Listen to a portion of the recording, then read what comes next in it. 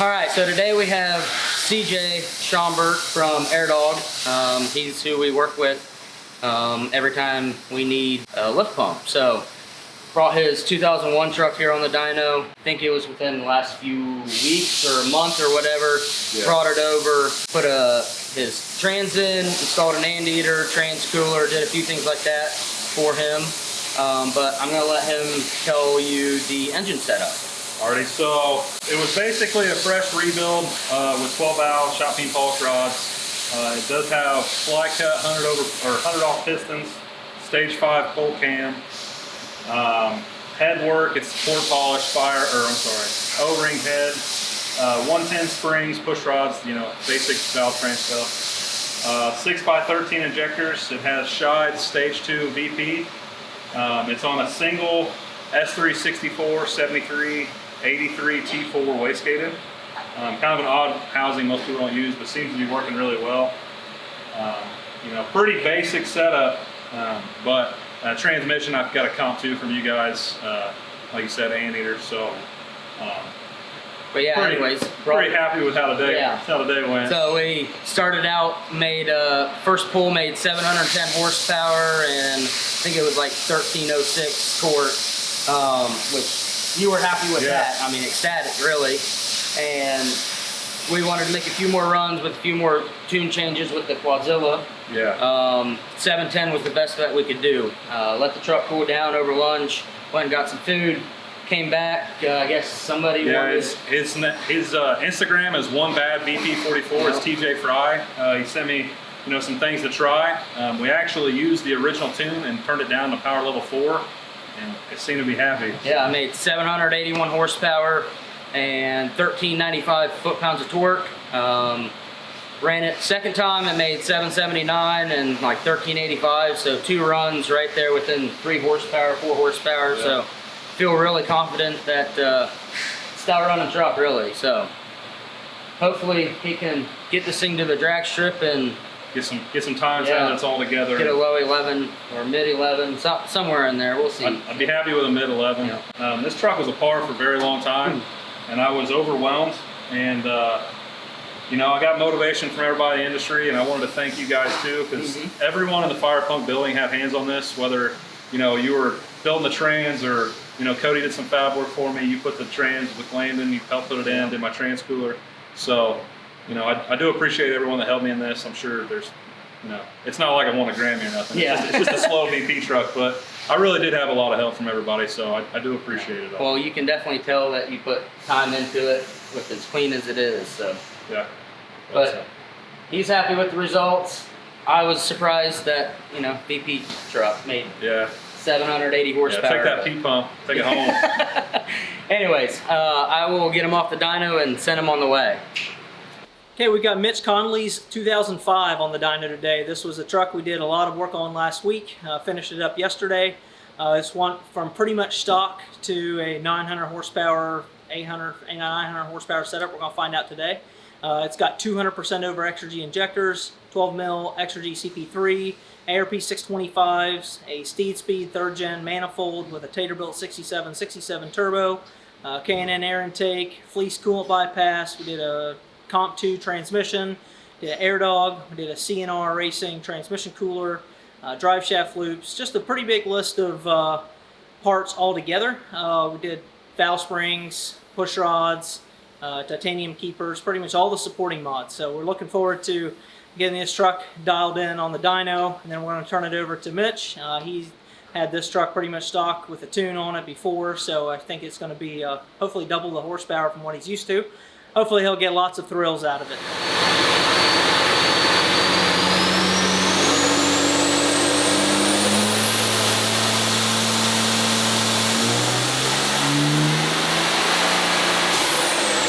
Okay, first rip did 611 horsepower and a little over 1,000 foot-pounds of torque.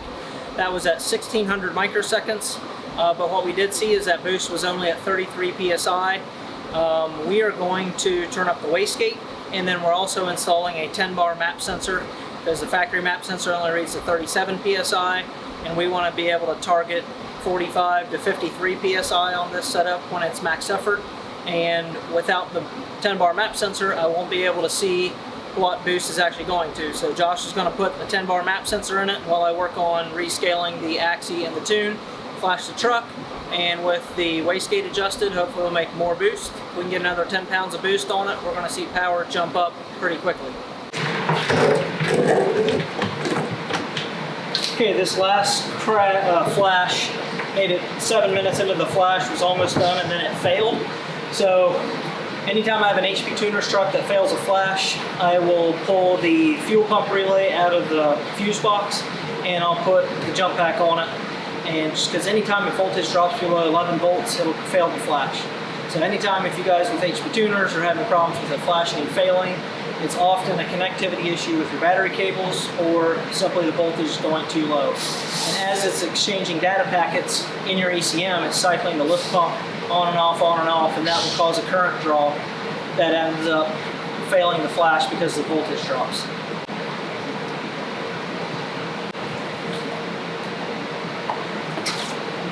And this guy is my favorite friend.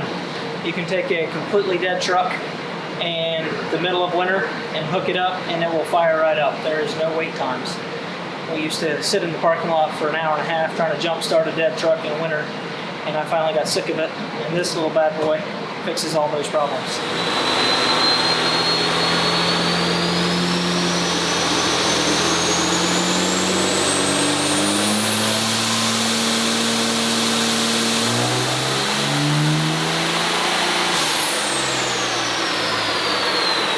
Okay, we adjusted the wastegate, made 39 pounds of boost as opposed to 33 pounds, and it went from 611 to 669.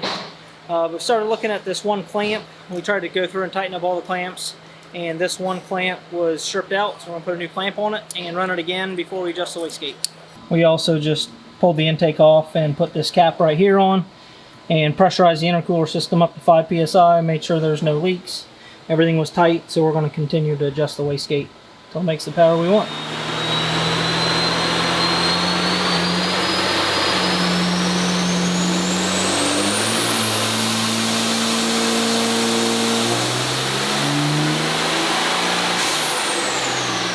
Well, during the last wastegate adjustment, my dyno laptop died.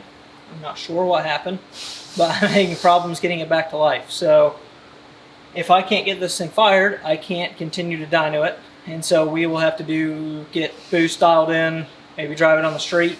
But until we have the dyno up and running, we are kind of on hold for the moment. So stay tuned. Hopefully we can finish this dyno session. I overnighted another battery for this thing. But they were here to pick up the truck today, so I'm going to let that up to the customer if they want to take the truck home as is, if we get the boost dialed in correctly on the street, or if they want to leave it here until the dyno's back up and running and we can get the final numbers dialed in. Okay, now it's a day and a half later and I have another laptop that is running the dyno. The motherboard died on the other laptop, and this takes a Windows 7 32-bit operating system, so you can't just go out and buy a new laptop. So I bought this bad boy right here off Facebook Marketplace and swapped the hard drive in, and I have the dyno running. My HDMI for my big screens and stuff like that don't work, but we can continue dynoing. So Josh is adjusting the wastegate right now, trying to make a little more boost. Then we're going to finish this dyno session and move on to the next one for today.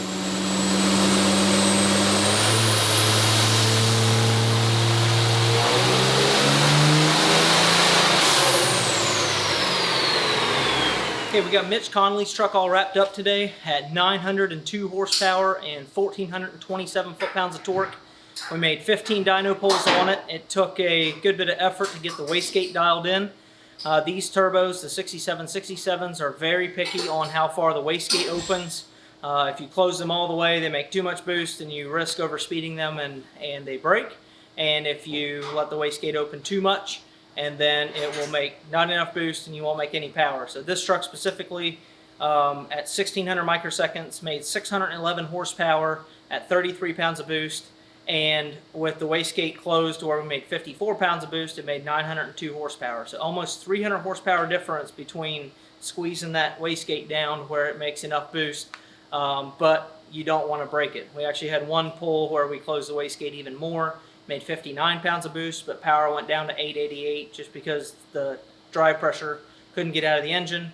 And that's really close to the danger zone of where it's going to break a turbo. So we want to try to find that balance to where the customer can go out and rip on it on the street, and you know the wastegate's going to open and relieve that pressure, so you don't overspeed the turbo. So we're going to get this thing on the dyno and send him on his way.